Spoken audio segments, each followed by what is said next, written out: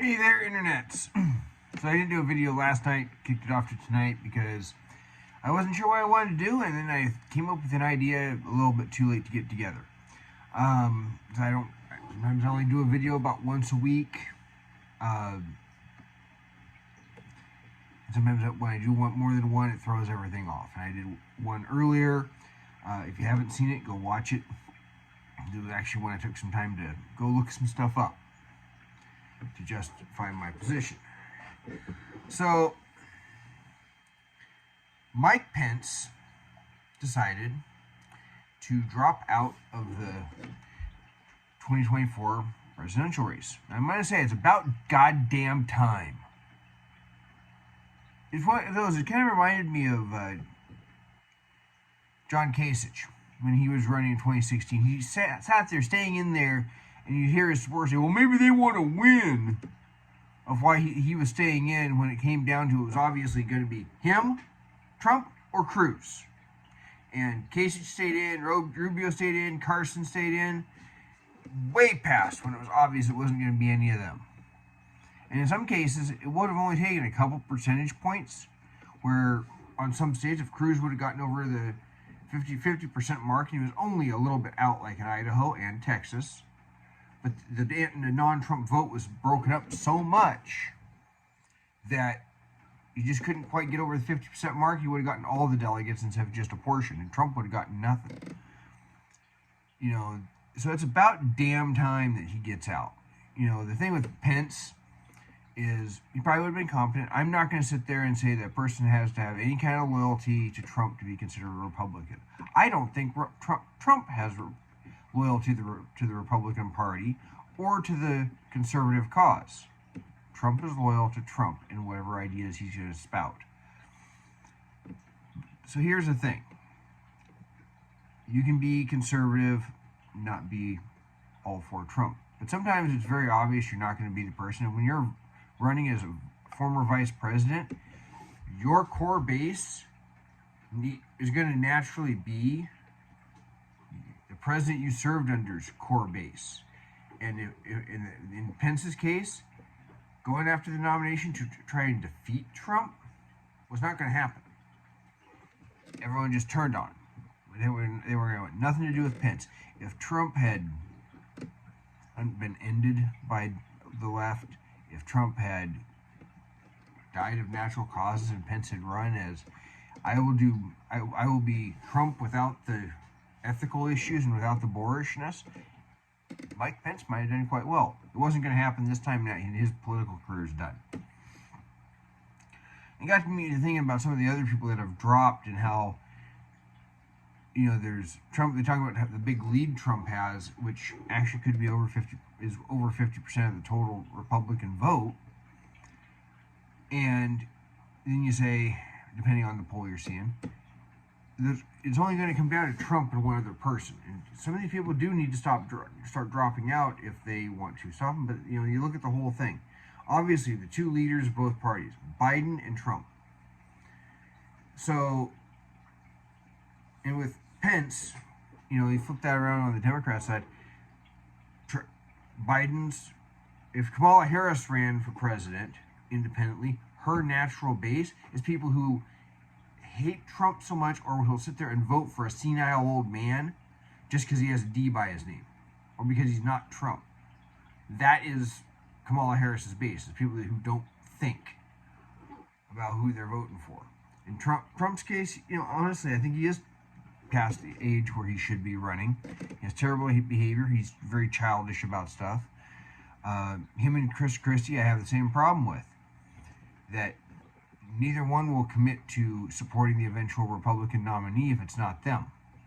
Yet they insist on the same, that everybody support them if they're the Republican nominee. You can't have it both ways. And that's part of why I have a tough time with this. Every time somebody, you know, disagrees with Trump, someone saying they're a rhino, or Trump calling them disloyal. The conservative movement and the Republican Party both have to be bigger than Trump. Just real quick, looking at the Democrats who are in, and the Democrats got to come up with somebody better. I'm afraid they're going to do some bait and switch. I don't put it out past him doing a bait and switch to put Newsom in. But Marianne Williamson, it's like who? Well, she's a self-help author. She might want to go self-help herself into the realities of politics and the fact that she's not going to win. A guy now, this is part of what also inspired me here, was Dean Phillips. And I found this is partially because I found a Hill article come across my Twitter feed, the app formerly known as, or X, the app formerly known as Twitter. And they're raising concerns, Democrats are raising concerns and venting, this will be linked in the description below, of course, frustration over Rep. Dean Phillips, Democrat in Minnesota, long shot bid against President Biden. People from the House of Representatives generally aren't successful running for president, folks. Many members of the party believe Phillips, a three-term House Democrat, has little chance of ousting Biden in the primary, let alone enough name recognition to register in voters' minds. But some Democrats also worry Phillips' bid is injecting further uncertainty into a race that already includes two other Democratic primary challengers and several independent candidates, which would splinter off votes from Biden. I have to say, at this moment in time, the White House should be terrified because the president, while he is doing a good job in terms of policy, is looking at plummeting numbers, hemorrhaging support, and Democrats who like me, are sort of scared to go on the record and say what they think, but are increasingly terrified, said one Democratic consultant who requested anonymity to speak candidly. So if you have a young, energetic Democrat who's willing to step up, I think the White House should be really concerned, the consultant added. Meanwhile, a source close to the Biden campaign said it agreed to today's news with a shrug. Phillips officially kicked off his presidential bid Friday in New Hampshire, becoming the third Democratic primary contender to challenge Biden for the nomination. Progressive Marianne Williamson and the Young Turks founder Cenk Uygur, who I did not put in my notes, but he is constitutionally ineligible. The very court case he tries to say says he's now allowed to, as a naturalized citizen, run for president, does not support his position, neither does the text of the 14th Amendment. He might want to take some time to actually read the 14th Amendment and the actual opinion of the court in the court case he is talking about. Also running long shot bids against Biden. Meanwhile, independent candidates Robert F. Kennedy and Cornel West are also running in the race. Speaking of New Hampshire, Phillips said he's running not out of opposition to Biden, who has my affection and my gratitude, rather with two core convictions: that I have a Democratic candidate who can win the 2024 election, and second, it is time for the torch to be passed to a new generation of American leaders right here, all around the country and all around the world. That much is I will agree with him on. It's time, and that's why some of the people, even in the Republican primary, just need to get out. Phillips's announcement comes against the reshuffled Democratic National Committee calendar. Late last year, Biden pushed to have South Carolina as the first state to vote in the Democratic primary. I believe New Hampshire actually has a law that says they have to be first. So they'll just keep moving it forward. With the supporters like Jim Clyburn, Biden highlighted the diversity of the state and the black voters who helped him push to win in 2020. What the Democrats are doing is playing identity politics, and they are actually disenfranchising New Hampshire voters from being able to participate in the Democratic primary because New Hampshire gets 0 delegates since they insist on being before South Carolina. For decades, black voters in particular have been the backbone of the Democratic Party, but we have been pushed to the back of the early primary process. Biden wrote to the RNC Rules and Bylaws Committee. We rely on those voters in elections, but we have not recognized their importance in our nominating calendar. It is time to stop taking those voters for granted. Time to give them a louder and earlier voice in the process. South Carolina is the third primary. That's pretty early in the process. Willamette places South Carolina first, followed by New Hampshire and Nevada second. Which I don't know where they put Iowa with it being a caucus state. Voters are expected to cast ballots overwhelmingly for Biden in South Carolina, which could explain why Phillips is heading to New Hampshire first. Some Democrats expressed outrage over the congressman's decision to participate in the New Hampshire primary. Yeah, they basically told, don't participate in the New Hampshire primary. Again, I believe they are giving 0 delegates to New Hampshire. But if they're giving any, it's like, that's not cool. Rep. Bernie Thompson Democrat Mississippi said Phillips' decision is disrespectful to voters of color, and yet you disrespect New Hampshire voters because you're making decisions based on race. That is inherently racist. A serious Democratic candidate would understand that black voters are the backbone of the Democratic Party. By bucking South Carolina to compete in a state that will offer 0 delegates and not reflect our party's diversity, the congressman from Minnesota is sending a clear message. He either does not know or does not care about the political power of black voters. His bid is fruitless. He is disrespectful to the voters of color who have shown time and time again that they understand what it takes to win a general election. Yet they don't do better with Democrats winning. Democrats don't want them to do better. That would defeat the purpose. If black people who are black, brown, whatever color you are, purple, if you're doing better, you don't need the Democrats. Because obviously racism isn't a thing. Obviously, you might then oppose them on different stuff, like, sexualizing your kids, or taking your guns, or raising your taxes. If you can blame it all on racism, well, then they just have to keep voting for Democrats. Yet they don't deliver for anybody. Steve Schmidt, an advisor to Phillips, told reporters Friday that Phillips plans to focus on primaries in New Hampshire, South Carolina, and Michigan. Still, Democratic strategist Antoine C. Wright said that, I hope I pronounced that name right, said starting in New Hampshire, despite the primary calendar change, could also create a distraction and give Republicans a chance to divide the Democratic Party. Gives our opposition party a chance to try and make an honest attempt to divide us, and opens up an even bigger window for misinformation, disinformation, lies to flow into the ecosystem, into the Democratic ecosystem, C. Wright told The Hill. But more than that, he said Phillips is sending a message to black voters. So basically, he's going for it. But the thing of it is representatives just generally don't do well. I will link the description, some of the other articles I got from some of the particulars. One from Newsmax talking about Nikki Haley is also seeming to peak. I have a close friend who does watch the channel. He lives in South Carolina. He does not like Nikki Haley. He and I don't agree on it, but as I've told him, I compare Nikki Haley to Jay Inslee, and I gotta say, she looks a lot better than the Democrats do to me. But you go down the rest of the Democratic line. RFK, well, now he's an independent, but he's really just a gun-grabbing Democrat. He's just anti-vaccine. He's been anti-vaccine for way longer. But you go down the list of his priorities, he is a hard left Democrat. Cornel West is basically a black Bernie Sanders. He wants Medicare for all. He first ran as the People's Party, then the Green Party, then as an independent. So those are people trying to make a serious challenge also to Biden. Ultimately, nobody's willing to step up, really. I will give this guy Phillips props for saying, we got a problem, guys, but to his members of his party, but he's probably wrong on all the issues. Go down to the Republican list of Ron DeSantis. Like him on the issues, he's run a terrible campaign. Vivek Ramaswamy, I actually like this guy. I saw him on Timcast. I was very impressed. I think he could be part of a new generation. I know that all the conspiracy theory people are going to sit there and say, oh, well, he went to a George Soros event and asked a question.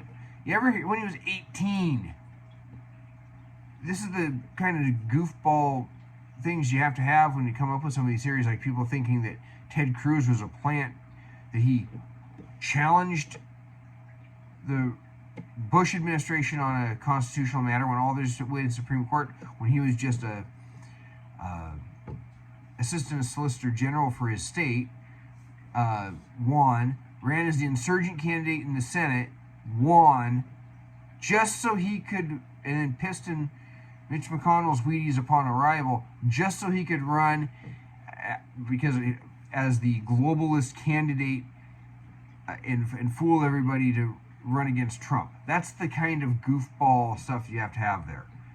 Look, People can be young and dumb. I was young and dumb once. I voted for that initiative that raises Washington's minimum wage by the rate of inflation every year. It was a dumb move on my part. You know what? I think I was 19 or 20. It was a stupid move. It's the one vote I have ever cast that I wish I could take back.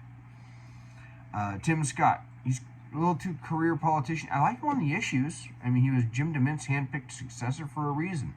But he is kind of a career politician, and he's not getting any traction. Kind of soft-spoken, too. But Democrats would hate on him just because he's not white and he's a Republican. So I'm sure they would call him the same thing that they would call Larry Elder. Nikki Haley. Again, I have a close friend who does not like her one bit, but honestly, she might be the anti-Trump if you don't right now, or she looks like she might be. I'm not sold on her because something doesn't sit right. Just put it that way. Governor Doug Burgum of North Carolina. So here's one I like a governor. I like him on the issues. He's been a businessman. He's 54, so he's relatively young in terms of politics, especially at the national level. But you know what? No one's ever heard of him, and he's not. Sometimes you just have to have the right kind of, some people call it a narcissism or charisma or maybe some of both, arrogance to run for president. I don't think he has it.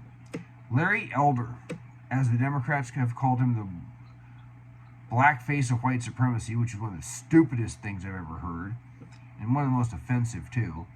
The idea that because of the color of someone's skin, that they can't have a certain set of ideas about economics and life in general and social issues and constitutional issues. That's completely offensive to me. But he has crossed into the septuagenarian era category, and media personalities running for president, I don't have a lot of confidence in. It seems like, when you're, especially a commentator, which I'm doing, it's easy to talk. It's another thing to actually get into that position. Chris Christie, Rhino from the start. And in 2016, when I ranked them all, I had Trump near my bottom and Ted Cruz and a couple others up at the top. Rand Paul was way up there. And it's because I don't think Trump is really conservative. Chris Christie was one of the few I liked even less. And I still like him even less. He is not pro-gun. I'm not a fan. Asa Hutchinson, he's probably right on the issues mostly.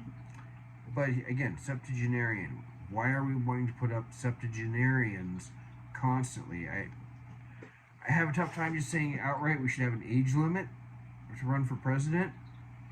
But when you already have a guy that's as old as Biden, it's a lot harder to say that. Politics is a thing of the mind and not the body. But you get something like dementia, it's kind of both going on there. Because it is kind of a medically created thing. Harry Johnson, another septuagenarian, 75-year-old businessman. It's like, who? He's not going to win. And then Ryan Binkley, and it's like, who? Who is this guy? No one's ever heard of him outside of his district. I don't know. Some people have really seem to start believing their own crap, I think, when they start running like that. Some people have dropped out in addition to Mike Pence. Francis Suarez, he's Miami mayor, and Steve Laffey, another mayor from Rhode Island. I think Francis Suarez basically tried to blame it all on corruption and how it's such a corrupt process. Look, the only reason Mike Buttigieg got so far in the Democratic process is because he's gay. They wanted to have their narrative said, look how diverse we are. Isn't it great that we have a gay candidate? That is the only reason that Mike Buttigieg, a mayor from Indiana, became a major presidential candidate, and now he's in the cabinet. He is literally a diversity pick. Okay, you gotta be more than a mayor. I mean, maybe if you're a mayor of a major city like Chicago or New York, where there's maybe a little more of an national stage that you're already on. a little more of a broader view coming in on you. But I really can't see it. Former Rep. Will Hurd, this is the guy that tried to say Trump's only running to stay out of jail. Look, a lot of the Republican Party is going to be, and he basically got laughed and booed off stage. Look, most of the Republican Party likes Trump. What I saw policy-wise from Trump, I liked. I just don't like him. I can separate those two. I think Trump believes his own crap, even though I think some of it's wrong. I think the Democrats, as Tim Pool puts it, Ocean 11'd him, and he was anti-elected. I don't think that there was enough cheating. The Democrats are going to try and cheat, but there wasn't enough cheating to change the top of the ticket. Too many moving pieces. That's my opinion. But you get up there and it's like, yeah, no. Even, Trump believes his own crap. But whatever it is, a lot of these guys, if there's a bunch of people that don't want Trump, you better start consolidating. If you don't like, and you better be willing to make some strategic decisions. Sitting there supporting a candidate who's getting 2, 3, 4% of the vote, because, oh, well, we want somebody that can actually win, as opposed to the person that's actually has a chance to get the Republican nomination doesn't cut it. Then no one's, even in a divided convention, which we actually had the chance of having in 2016, there was nobody that was going to turn to John Kasich when everybody's either for Trump or Cruz. It was going to be one of those two. All these other also-rans, none of them were going to get the vote. Nobody was going to do that. Cruz ran such an organized campaign that the zombie campaign at the state convention, and I was there, all the delegates but one were Cruz delegates, were the Cruz slate. If it had been a divided convention, after that first ballot, Trump was going to start hemorrhaging delegates because Cruz was that organized. None of the other candidates were getting people there. The Ron Paul people were very, very capable in 2008 and 2012 of working the caucus system to get the be the delegates, even if they were bound on the first ballot to somebody else. So, but yeah, it's about damn time that Mike Pence got out. Probably way later than he should have. And some of these other guys needed to drop a lot sooner too. It's got to get down to 1 or 2 if you want to have a real primary. Otherwise, Trump's going to walk away with it for good or ill. That's what I got for you. Let me know what you think in the comments below, even if you're just fueling the algorithm. Maybe you think one of these people is corrupt, and that's fine. Maybe you think one of them's great, that's fine. I refuse to join anybody's cult of personality or an anti-cult of personality, because when you get caught up in that, I really don't think you're thinking for yourself. Until then, like, share, subscribe, and you all take care.